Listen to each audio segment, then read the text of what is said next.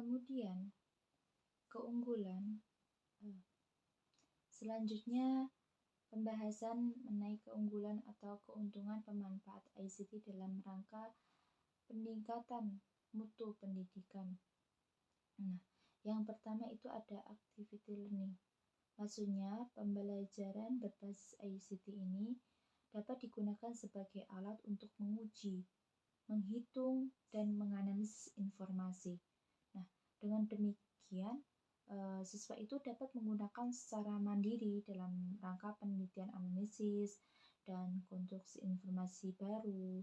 Nah, oleh karena itu, peserta ini dapat belajar seperti apa yang telah mereka lakukan, kapan saja mereka akan melakukan, terus mempelajari masalah kehidupan nyata secara lebih mendalam. Gitu. Kemudian ada collaborative learning. Nah, maksudnya collaborative learning ini, pembelajaran melalui ICT ini dapat mendukung interaksi dan kerjasama antara siswa, guru, dan ahli, terlepas dari mana mereka berasal. Jadi tidak ada batas di situ. Selain itu, dapat berinteraksi di dunia nyata.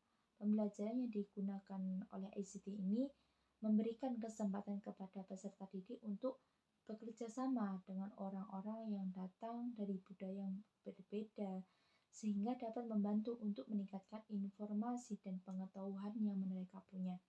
Kemudian yang ketiga itu ada creative learning. Maksudnya, creative learning itu adalah pembelajaran yang berbasis ICT, kemudian dapat memberikan pemahaman baru bagi peserta didik melalui berbagai aktivitas yang dapat diterapkan di dalam kelas, dalam pembelajaran. Nah, melalui pemanfaatan ICT ini didapati bermacam-macam solusi kreatif yang jika dilakukan kategori dapat dimasukkan ke dalam jenis pembelajaran inquiry. Nah, sebagai contoh dalam pembelajaran keterampilan membaca, tersedia di dalam ICT itu ada e-book yang dapat digunakan untuk aktivitas belajar. Di samping itu, peserta didik dapat mengakses semua jenis teks dari mulai yang termudah sampai dengan level tertinggi melalui komputer atau laptop dan juga tablet. Nah, kemudian yang keempat itu ada integrative learning. Maksudnya integrative learning itu pembelajaran yang diperkuat oleh pemanfaatan ICT. Nah, hal itu dapat digunakan untuk mempromosikan pendekatan tematik dan integratif ke dalam setiap aktivitas belajar mengajar. Kemudian yang terakhir itu ada evaluasi learning. Dalam evaluative learning ini, pembelajaran yang digunakan oleh ICT dapat dikatakan sebagai pembelajaran yang bersifat student, direct, dan diagnostik. Nah, pembelajaran model ini mengakui perbedaan cara belajar dan artikulasi pengetahuan yang sangat beragam, sehingga memberikan peluang bagi peserta didik untuk melakukan eksplorasi dan menemukan daripada hanya sekedar mendengar dan mengingat saja. Kemudian ICT ini salah satu ragam media pembelajaran yang mempunyai beberapa pengaruh dalam pendidikan agama. Dalam pendidikan agama Islam ini, ICT mempengaruhi, yaitu yang pertama itu dapat merangsang siswa untuk mengerjakan latihan, melakukan kegiatan laboratorium atau simulasi karena tersedianya animasi, grafik, warna, dan musik yang dapat menambah realismenya. Kemudian mengakomodasi siswa yang lamban menerima pelajaran, karena itu dapat memberikan iklim yang lebih bersifat efektif dengan cara yang lebih individual. Kemudian yang ketiga itu guru dapat membangkitkan keaktifan jasmani dan rohani siswa yang nantinya akan menimbulkan berbagai prestasi belajar yang dimiliki siswa tersebut. Kemudian yang keempat itu memberikan kesegaran dan atau kenyamanan bagi siswa serta akan membangkitkan motivasi belajarnya, karena dengan adanya seperti itu pembelajaran itu akan efektif. Kemudian yang kelima itu memperlihatkan kepada siswa bentuk konkret tingkah laku yang diinginkan atau contoh interaksi manusia serta dapat menyajikan masalah yang akan dipecahkan oleh siswa bersama-sama. Selanjutnya yaitu implementasi media pembelajaran PAI berbasis ICT multimedia. Nah, di sini saya menganalisis dua penelitian. Yang pertama itu berjudul implementasi pembelajaran berbasis teknologi informasi dan komunikasi dengan menggunakan komputer multimedia dalam pembelajaran PAI di SDIT Mutiara Kota Pariaman.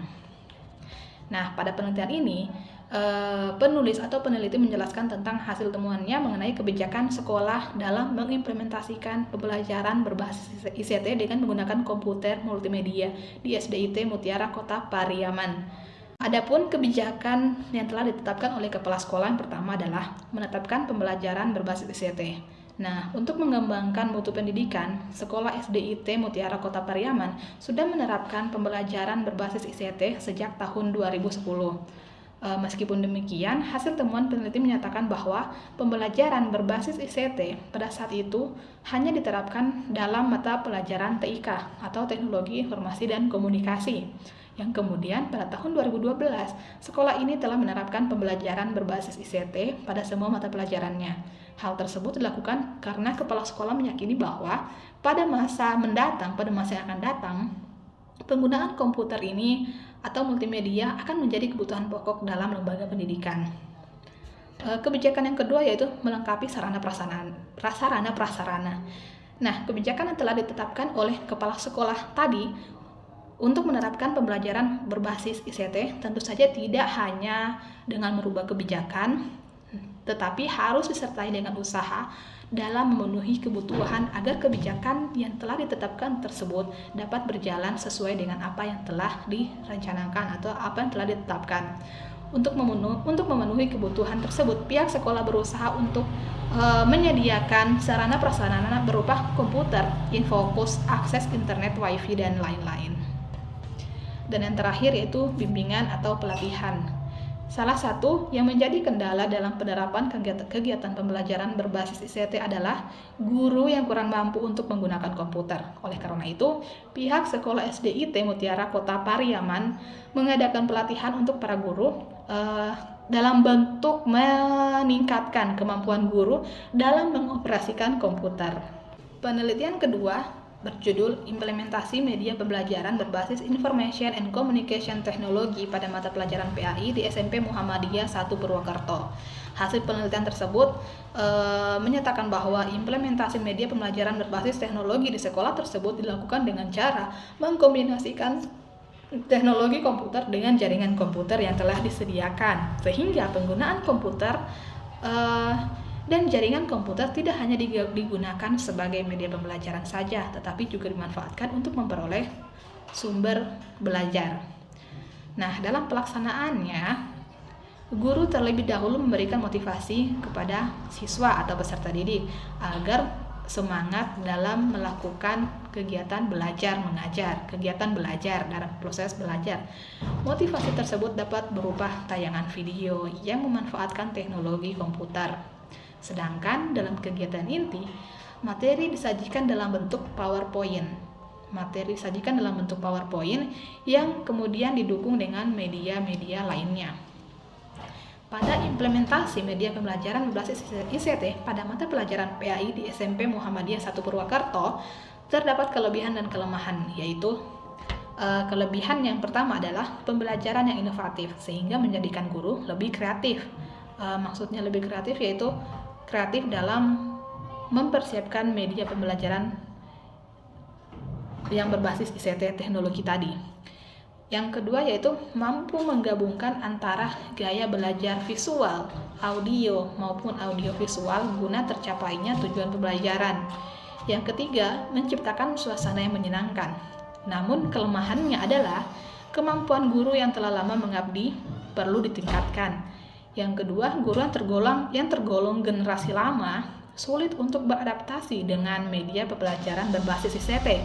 Yang ketiga, minimnya pengetahuan guru mengenai pengoperasian multimedia atau pembelajaran berbasis ICT. Selanjutnya yaitu implementasi yang ketiga. Ini penelitian mengenai pembelajaran pendidikan agama Islam berbasis ICT di SD swasta Syaidatul Amaliyah International Islamic Full Day School Medan. Nah, hasil penelitian ini dalam perencanaan pembelajaran PAI berbasis ICT ini, yang pertama adalah penyeleksian seorang guru. Seorang guru yang masuk itu harus diseleksi selama 3 bulan dan itu mendapatkan pantauan dan evaluasi secara khusus. Nah, selain itu guru juga harus memberikan laporan pembelajaran berupa RPP, kemudian menyiapkan media pembelajaran, kemudian menyiapkan sumber belajar untuk merencanakan evaluasi untuk mengetahui sejauh mana peserta didik itu memahami pembelajaran.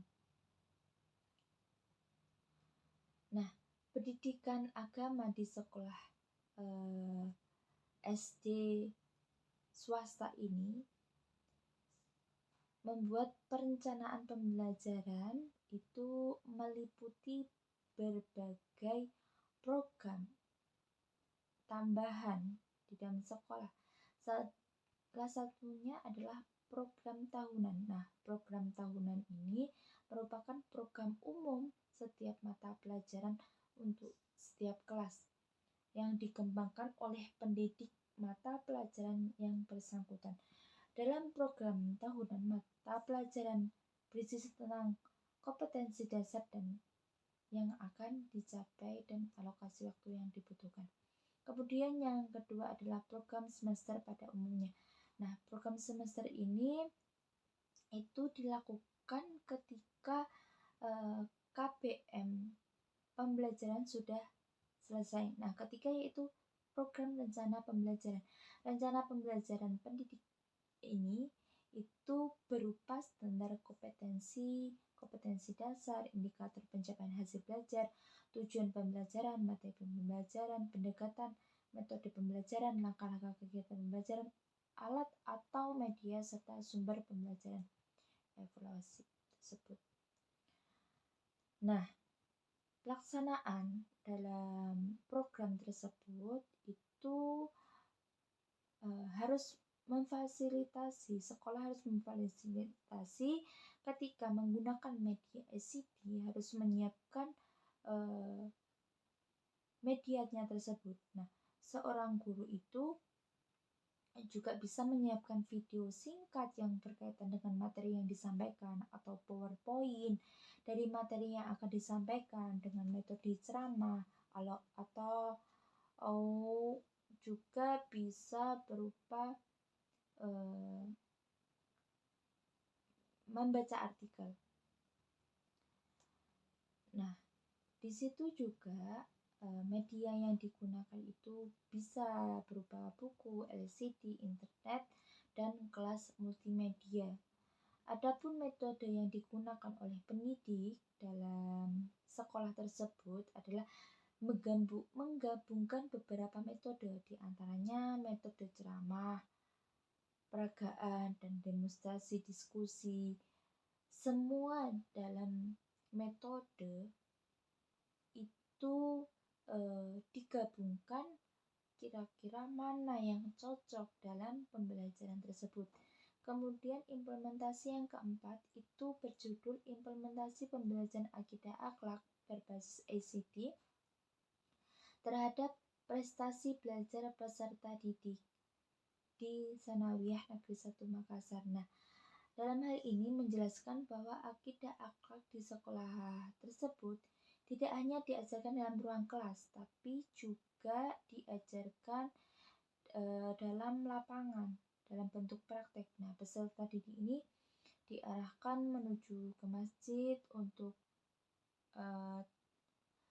aplikasikan telah masuk waktu sholat. Sebelum melaksanakan sholat, peserta didik ini dilatih atau diajarkan untuk berani tampil menyampaikan ceramah atau khutbah sebelum melaksanakan sholat tersebut.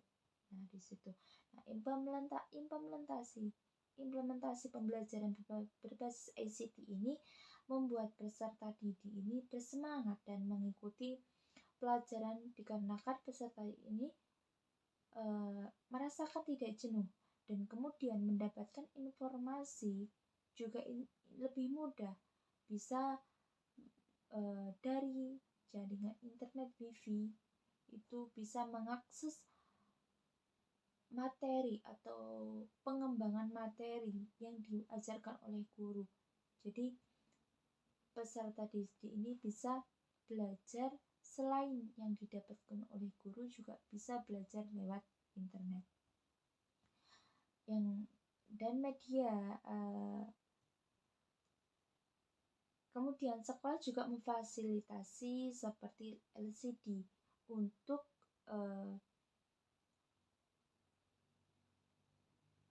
melancarkan kegiatan pembelajaran agar pembelajaran itu efektif.